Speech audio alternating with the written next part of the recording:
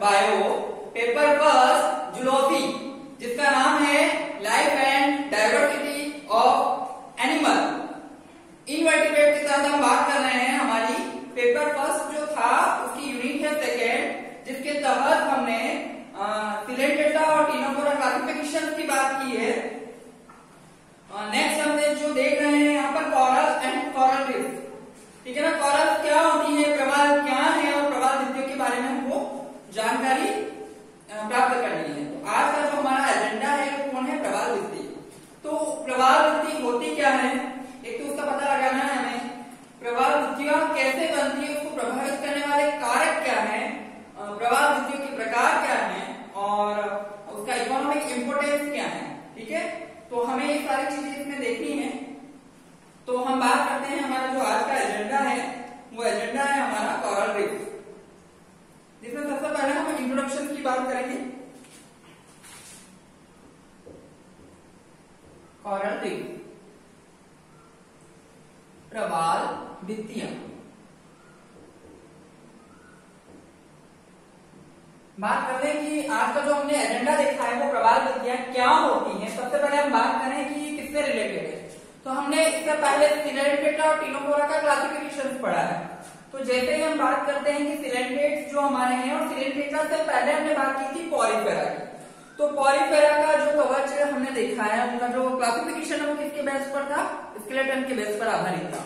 तो यहाँ पर इन दोनों का सिमिलियर जो रूप देख रहे हैं, मतलब प्रवाल बनी किससे है, तो प्रवाल जो बने हैं वो पॉरीफेरम से बने हुए हैं। मतलब ऐसा क्या है, जबकि हमारी यूनिट कौन सी है, ये सेकेंड है।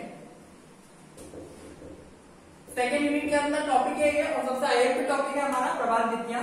तो जैसे ही पॉरीफेरम्स होते हैं उनका हम कंकाल की बात करें तो हमारे पास 3 प्रकार के वहां पर कंकाल डेवलपमेंट थे, या 3 प्रकार के हमने क्लास में डिवाइडेड किया था। पहली क्लास थी कैलकेरिया स्पॉन्जिया, जिसमें CaCO3 कैल्शियम कार्बोनेट का क्या पाया जाता था, स्केलेटन सिस्टम पाया जाता था।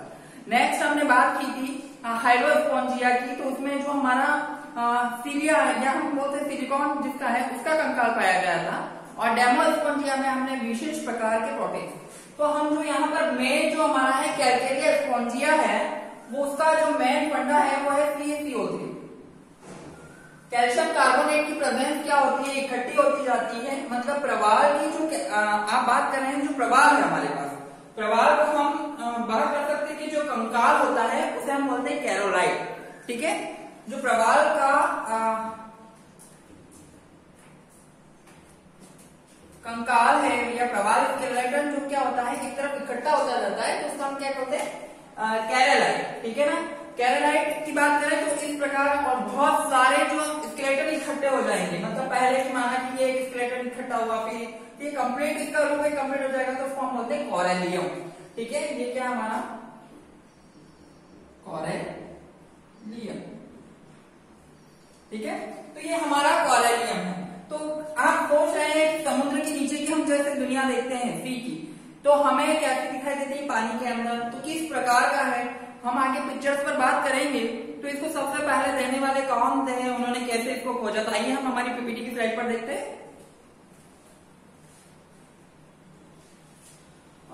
प्रवाल आपने जो है ये सबसे ज्यादा पॉलिप के जो मॉडिफिकेशन हुए हैं, पॉलिप के जो मुकुलन हुए हैं, बड़ी हुई है, उस प्रकार के हम बात करें यहाँ पर संख्या में अधिक होने के कारण प्रवाल भित्तियों का जो निर्माण है वो हुआ है। उसको सबसे पहले टी वेल्डन वॉगन ने 1970 में 1917 के अनुसार प्रवाल भित्ति को चूने के पत्थर का रूप माना, जो कटक एवं कटीले चट्टानें हुआ करती थी और यह कैल्शियम कार्बोनेट से बनी हुई होती थी। हम यहाँ पर और बहुत सारी जो अलग अलग जातियां हैं उसके लिए क्या है, कुछ प्रोटोजोअन्स हैं। जैसे हम बात करें कि जैसे कॉरेलाइन हमारी जो एल्गी या शैवाल है, तथा फोरामेनिफोरा प्रोटोजोअन्स भी किसका निर्माण करते हैं, आपका प्रवाल फॉर्मेशन के लिए हेल्प करवाते हैं। यहाँ पर हम जो से बात करें, जो प्रवाल भित्ति बनने के लिए जो छिछले पानी का सोर्स होता है, या मतलब ऐसा पानी है जहाँ का जो टेम्परेचर है 20 डिग्री सेल्सियस से लेकर 22 डिग्री सेल्सियस तक का माना गया है। तो ऐसी जैसे बहुत सारी हमारी जैसे सी हैं, जैसे हम बात कर रहे हैं कि हमारा जो सेंट्रल पैसिफिक है वो है, उसमें हम देखें कि जो उत्तर के नॉर्थ के हमारे कैरिबियन प्रदेश जो रहे हैं या ऑस्ट्रेलिया के आसपास का हम जो सी वाटर देखें तो वहां पर हमको कोरल रीफ पाई जाती है। जैसे कि आप एक पिक्चर देख रहे हैं, समुद्र के नीचे का पूरा सीन आपको बताया है। यहाँ देखिएगा बहुत सारे रंग बिरंगी अलग अलग पॉलीकाइड्स हैं और इन चट्टानों का जो आप लोग देख रहे हैं ये सारी क्या है, ये सारी आपकी कोरल रीफ्स है। ठीक है, यह हेल्प करवाती है मछलियों को रहने के लिए, भोजन के लिए, मेडिसिन के लिए। हम इस पे भी आगे चर्चा करेंगे। नेक्स्ट हमारे पास है फैक्टर अफेक्टिंग। ठीक है, तो फैक्टर अफेक्टिंग की बात करें हम, नेक्स्ट हमारे पास पहले हमने इंट्रोडक्शन देखा, सेकंड बात कर रहे हैं हम फैक्टर अफेक्टिंग, मतलब प्रवाल भित्तियों को प्रभावित करने वाले कारक क्या है। संपूर्ण विश्व में प्रवाल भित्तियां क्यों नहीं उत्पन्न होती, उसके पीछे क्या कारण है। तो सेकंड हमने पॉइंट जो देखा है वो हमारा है फैक्टर अफेक्टिंग, प्रभावित करने वाले कारक। अब सबसे पहले हम बात करें कि यहाँ पर क्या प्रभावित करने वाले कारक क्या क्या हो सकते हैं। तो प्रभावित करने वाले हम कारक जो बात करें कि जो पहले सबसे पहले लोकेशन है वो किस प्रकार की होनी चाहिए। तो पानी ऐसा होना चाहिए जैसे समुद्र के किनारे या समुद्र के आसपास के जो क्षेत्र को हम देखें तो वहां का उथला जल होना चाहिए। ठीक है, उथला जल के साथ साथ ही हम बात करें कि यहाँ का जो टेम्परेचर है, सबसे पहला इसका जो तापमान का फैक्टर है, टेम्परेचर 20 डिग्री सेल्सियस से लेकर 22 डिग्री सेल्सियस तक ही होना चाहिए। 20 डिग्री से 22 डिग्री सेल्सियस पर ही प्रवाह उत्पन्न होंगे, उससे ज्यादा या कम पर प्रवाह उत्पन्न नहीं हो सकते ना। इसके बाद हम आगे बात कर रहे हैं यहाँ पर तो इसकी गहराई है वो अधिकतर प्रवाह की अलग अलग बात कर रखी है यहाँ पर कि मतलब अलग अलग जिसकी टाइप की हम चर्चा करेंगे उसमें किस गहराई पर कौन सा प्रवाह उत्पन्न हुआ। नेक्स्ट हमको जो बात करनी है हमारे यहाँ पर कि शेप क्या है, आकार और आकृति किस प्रकार की है। ठीक है, उसके ऊपर भी डिपेंड करता है ये बनते कैसे हैं। जो ज्वालामुखी जो है यहाँ पर उसका भी यहाँ पर सबसे बड़ा जो योगदान है हमारे पास, और साथ ही यहाँ पर जो हमारे जैव रासायनिक ऑक्सीजन की मांग होती है। ठीक है, जिसको हम बीओडी, ठीक है ना, बायोकेमिकल जो आपकी डिमांड ऑक्सीजन जो होती है या डिसॉल्व ऑक्सीजन की बात करें तो बीओडी होना चाहिए, सीओडी, ये सारे क्या होने चाहिए, कम होने चाहिए, मात्रा में ज्यादा नहीं होना चाहिए, डिसॉल्व ऑक्सीजन कम होनी चाहिए। इन सारे फैक्टर अफेक्टिंग की बात करें जो हम पीपीटी की स्लाइड पर भी देख सकते हैं हमारे,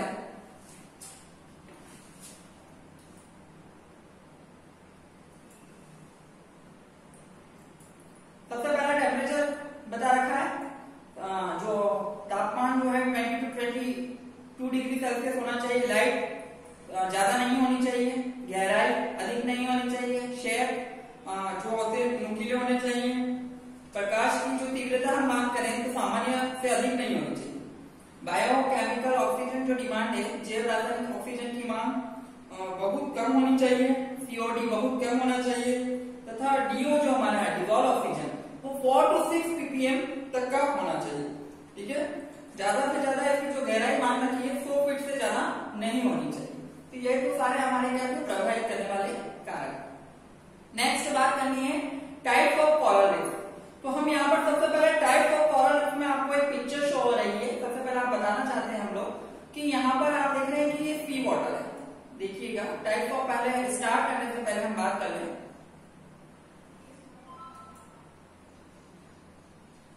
आप देख रहे हैं ये पूरा जो है रीजन वो है सी वाटर वाला है, और यहाँ पर देख रहे हैं कि जो एक ये हमारी भूमि है ये किसी लैंड अटैचमेंट है, और वहां पर हम देखें तो वेजिटेशन हो रही है, मतलब यहाँ पर जीव जंतु या पहाड़ है जिसको हमने ग्रीन कलर से शो कर रखा है, और उससे आप बता सकते हैं कि यहाँ लाइफ सर्वाइव है।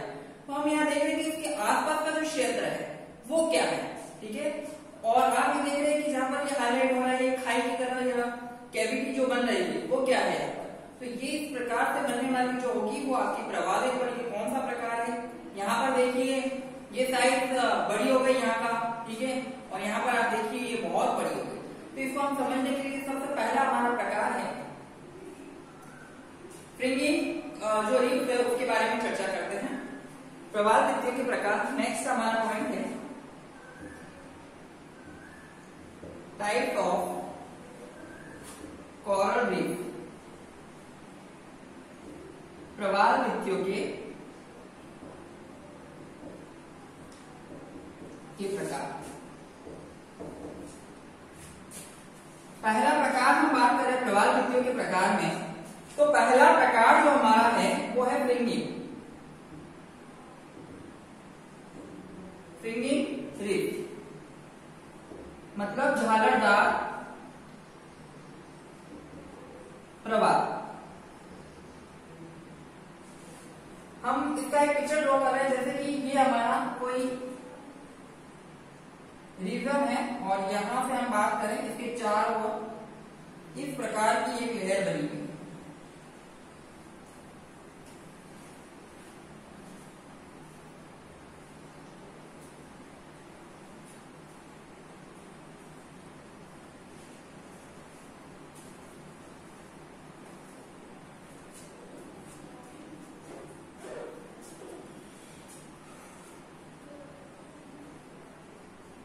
आप देख सकते हैं कि ये कोई क्षेत्र है जो इस भागों में बटा हुआ है।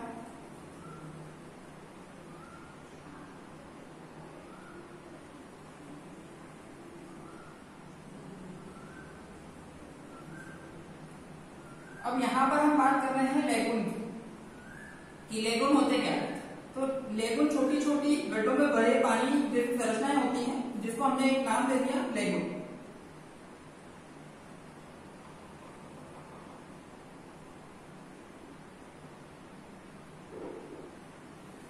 ये कोई आपका आइलैंड है और आइलैंड के चार ओर हम बात करें यहाँ पर, तो इस प्रकार से जो वाटर बॉडी है हमारी, मतलब ये सी वाटर है, तो इनकी जो एक तो गहराई को हमें देखना है और कितने कदम तक है।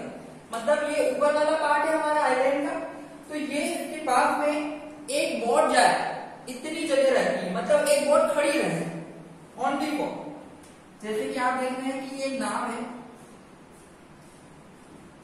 ये नाव खड़ी है, ये मूव नहीं कर सकती, ठीक है। तो हम इसका एक व्यूअर देखिए, मतलब इसके नीचे जो खाई बनी हुई है वो इतनी ही है, तो इसमें क्या होगा कि ये प्रॉपर तरीके से नहीं, और जो CO3 का जमाव होता है वो यहां तक ही होगा। तो इस प्रकार से बनने वाली जो हमारी रीफ है उसको हम क्या कहते हैं?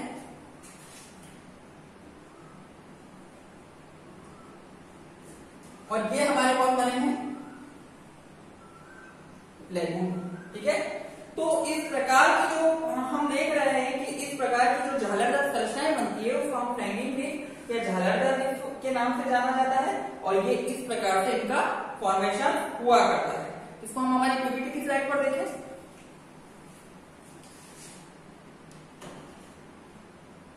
यहाँ पर हम झालरदार जो तट है या भित्ति की बात करें तो इसकी जो लेंथ बता रही है वो 400 मीटर की दूरी तक समुद्र तक फैली रहती है, और इनके बीच जो लंबाई और चौड़ाई देखें तो 50 से 100 मीटर चौड़ा उथला एक चैनल के रूप में बनता है। और ये कब उस समय जल में पीछे रहता है जब टाइडल वैल्यूज होती है, मतलब जो ज्वार है वो निम्न, मतलब अधिक तेजी से नहीं आकर निम्न गहराई जो होती है उसके रूप में चलते रहते हैं, ठीक है। तो ऐसा आपको इसका देखना है, उसका कितने फीट गहरा होता है कि सबसे कम है 20 से 30 कदम की गहराई तक होता है, ठीक है। और यह हम जो बात कर सकते हैं इसमें बहुत सारे एनिमल्स हैं, बालू मिट्टी होती है, नर एवं जीवित प्रवाल यहाँ पर विकसित होते हैं। तो ये हमारा फर्स्ट टाइप था, इसका डायग्रामेटिक प्रेजेंटेशन भी है, आप देख सकते हैं। ये हमारी जो बन रही है ये फॉर रीफ है, ठीक है, टाइमिंग का। ये वॉल्केनो जैसे ज्वालामुखी का जो पोर्शन होगा, ये कोरल रीफ हमारी जो डेवलपमेंट हो गई, ठीक है, ये रीफ है। तो ये कहां तक आएगी? एक समय तक यहाँ तक बनी, मतलब ये जो हमारा लैंड है, आइसलैंड है, उससे कहां पर अटैच है, ठीक है ना। इनके बीच में अभी पानी की कोई कैविटी नहीं बनी हुई है। तो फर्स्ट तो हमारा कौन सा था? फ्रिंगिंग। सेकेंड हम बात करते हैं बैरियर। बैरियर मतलब एक ब्रिज की तरह कार्य करने वाला इस प्रकार का जो प्रवाल है वो बनता है। इसमें जो लंबाई और चौड़ाई बात कर रखी है 800 मीटर से 16 मीटर की गहराई या लंबाई तक किलोमीटर तक की है, और इसमें जो फैदम की गहराई है वो 20 से 100 मीटर का, ठीक है। इसका सबसे अच्छा हमारा है हमारे ग्रेट बेयर रीफ, ऑस्ट्रेलिया के आसपास के समुद्र के क्षेत्र में पाए जाने वाले। ये कहाँ मिलता है बैरियर रीफ? तो ऑस्ट्रेलियन का जो सी है, बैक वाटर है हमारा, हम बात कर सकते हैं समुद्र के तट के जो किनारे हैं वहां पर ये हमें सबको देखने को मिलता है। और यहाँ पर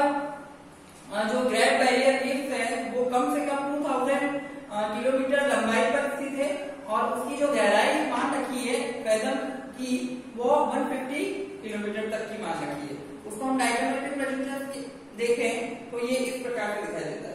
पहली बात की थी हमने, पहला हमारा कौन सा टैक्स था, तो पहला हमने देखा फ्रिंजिंग टैक्स देखा। सेकंड में क्या होगा कि आइसक्रीम का आकार छोटा होता जाएगा।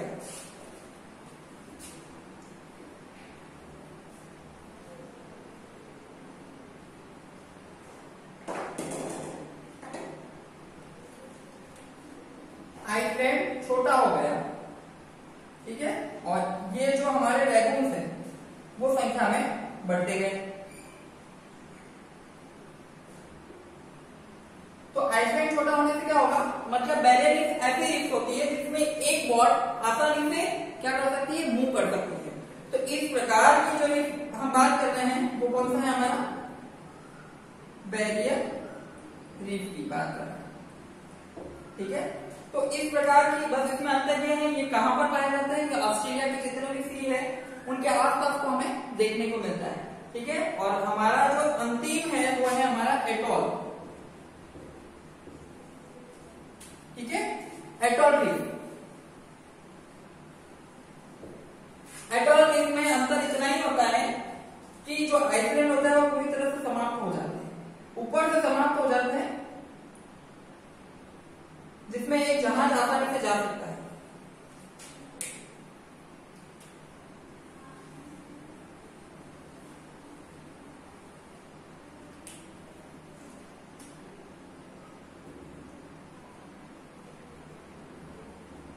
इस प्रकार की जो रीफ होती है उसको हम क्या कहते हैं, एटॉल्स नाम दिया है, ठीक है। तो ये हमने 3 प्रकार देखे, हम हमारी पीपीटी की स्लाइड पर देखते हैं इसको।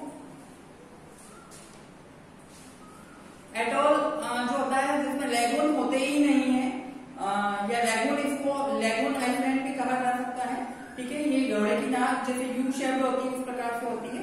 लैगून की यहाँ पर जो गहराई मान रखी है 90 किलोमीटर सबसे ज्यादा, ठीक है।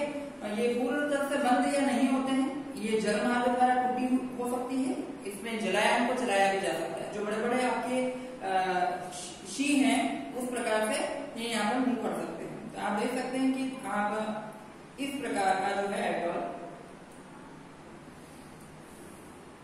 ये देखिए, ये हमारा कौन है, ये हमारी जो रीफ बन रही है एटॉल आइसलैंड है। और जो हमने यहाँ पर आइसलैंड देखा था वो पूरी तरह से यहाँ पर समाप्त हो गया है, मतलब ये कहाँ, ये नीचे की तरफ चला गया और इसके ऊपर कौन आ गया, सी वाटर आ गया। तो इस प्रकार से इसका कंप्लीट एक रूप पाया जाता है। तो हमने अभी तक 3 देखे। अब नेक्स्ट बात करनी है हमको इकोनॉमिक इंपोर्टेंस ऑफ, आप बात कर रहे हैं इकोनॉमिक इंपोर्टेंस, नेक्स्ट पॉइंट है हमारा।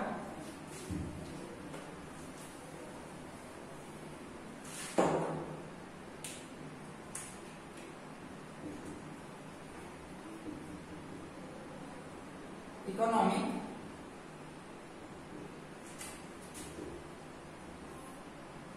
ऑफ कोरल रीफ,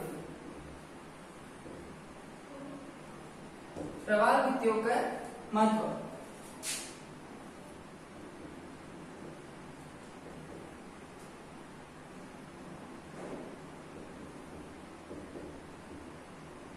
ठीक है, अब क्या है इसका इकोनॉमिक इंपोर्टेंस, ठीक है ना। अब इसमें हम बात करें कि इसका इकोनॉमिक इंपोर्टेंस की बात करें, कोरल रीफ की इकोनॉमिक इंपोर्टेंस हम देखें तो सबसे पहले ही इसके इंडिकेटर्स है। तो जो बड़े बड़े समुद्र के अंदर जो पेट्रोलियम की जो लार्ज स्केल पर जो कुएं मिल रहे हैं, तो कोरल का मिलना as a indicator of petroleum की जो बड़े बड़े सोर्सेस हैं, ठीक है ना, जो आपका फ्लूइड है, ईंधन है, आप इसकी बात करें तो उसका सबसे बड़ा सोर्स कौन है, कोरल। कोरल से हम आइडेंटिफाई कर सकते हैं कि यहाँ पर भंडार जो है स्टोरेज किसके, पेट्रोल के, वो मिल सकते हैं। फर्स्ट इसका इकोनॉमिक इंपोर्टेंस है। सेकेंड बात करते हैं ज्वेलरी के रूप में, इसके जो स्टोन्स होते हैं उसको हम नेकलेस है या बहुत सारी ज्वेलरी के रूप में यूज कर सकते हैं। उसी प्रकार हम इसकी एक बहुत अच्छी किस्म है, उसका नाम है मूंगा। मूंगा धार्मिक शास्त्र के हिसाब से राशियों से जुड़ा हुआ रत्न है, जिसको मानव सभ्यता के अनुसार उसको हम ग्रहण करते हैं। तो बहुत सारे पीपल क्या है, जैसे कि राशि के अनुसार रत्नों को ग्रहण किया जाता है। उसमें से सबसे कीमती एक कोरल रीफ है जो कि है मूंगा, जो दिखने में ऑरेंज कलर का दिखाई जाता है। और मेष राशि, जो राशि के लोग होते हैं उनके लिए उसे ज्योतिष शास्त्र के हिसाब से उन्हें अच्छा माना गया है। तो मूंगा क्या है, तो ये भी निकला हुआ जो आपका कोरल है उसी का एक फॉर्म है, उसको हम लोग उसे धारण करते हैं। ठीक है, तो आपने बहुत सारी जगह देखा होगा ये या इस शेप में पाया जाता है, या तो ट्रायंगल शेप में अधिकतर, या फिर इस शेप में आपने देखा होगा मूंगा। बहुत सारे आपके घर में भी कोई होंगे जिसको जो मेष राशि से बिलोंग करते हैं और उन्होंने मूंगा पहन रखा है। ठीक है, नेक्स्ट बात करते हैं जो मेडिसिन के रूप में कैल्शियम कार्बोनेट का सबसे ज्यादा सोर्स होता है, तो उससे हम क्या है मेडिसिन भी प्राप्त कर सकते हैं। नेक्स्ट है मछलियों की छिपने की जगह है, यहाँ पर प्लांट एंड एनिमल्स जो होते हैं कौन से सी वाले, तो उनके लिए सबसे बड़ा सोर्स है, सिम्बायोसिस करते हैं, सहजीवन निभा सकते हैं इनके साथ, छिपने की जगह हो सकती है और भोजन के रूप में बहुत सारे आपके जो कॉरल्स हैं। ठीक है, साथ में मछली को आप पकड़ने के लिए भी इसका यूज कर सकते हैं, क्योंकि कॉरल्स में बहुत सारी ऐसी जगह होती है जहां पर फिश छुप सकती है। और सीमेंट बनाने के लिए जो कच्चा मटेरियल होता है उसमें कॉरल्स को क्या किया जाता है कि लेकर सीमेंट में डाला जाता है, जिससे जो सीमेंट में पकड़ होती है वो बहुत अच्छी बन सकती है। तो कैल्शियम कार्बोनेट का सबसे ज्यादा उपयोग किया जाता है। और अंतिम जो हम बात कर रहे हैं यहाँ पर इंडस्ट्रियल जो एरिया है या व्यापार बिजनेस के रूप में भी हम इसका प्रयोग कर सकते हैं। तो ये हमारा आज का जो फंडा था, वो पूरा एजेंडा जो हमने लिया है वो लिया है प्रवाल वित्तियां, और प्रवाल वित्तियों का निर्माण किस प्रकार से होता है। तो कोरल रीफ के बारे में हमने आज चर्चा की। सबसे पहले इंट्रोडक्शन बताया कि कोरल रीफ है क्या, उसी के बाद हमने इसकी फैक्टर अफेक्टिंग क्या क्या फैक्टर्स होते हैं तो कोरल बनेंगे। नेक्स्ट हमने इसके टाइप्स देखे जिसमें फ्रैंकी बेरियाल एटोल के बारे में चर्चा की और उसका इकोनॉमिक इंपोर्टेंस हमने देखा। अंतिम जो हमारा जो है वो है हमारा रेफरेंसेस। रेफरेंसेस की बात करें तो पहला हमारा जो रेफरेंसेस है वो text book of the invertebrate doctor N Arumugam और सारस पब्लिकेशन से लिया गया है। सेकेंड हमारा जो है modern text book of zoologic invertebrate, जिसके राइटर है R.L. कोटपाल जी हैं और मेरठ से हैं, और रसो की पब्लिकेशन है इसका है, जो इंडिया में सबसे चलने वाली सर्वमान्य पुस्तक है। नेक्स्ट है life and diversity of animal. ठीक है, जो एंड इवोल्यूशंस, जिसके लेखक पारिक जी, भटनागर जी एंड कमलेश जी हैं, और ये अलका पब्लिकेशन से हैं। और अंतिम जो पुस्तक है हमारी हैंडबुक ऑफ बायोलॉजी, जो की पॉइंट के लिए हमारे लिए हेल्प करती है, जिसके ऑथर है श्री शर्मा है, कविता जी है, शैलेश जी हैं, और ये अरियंत पब्लिकेशन है। धन्यवाद।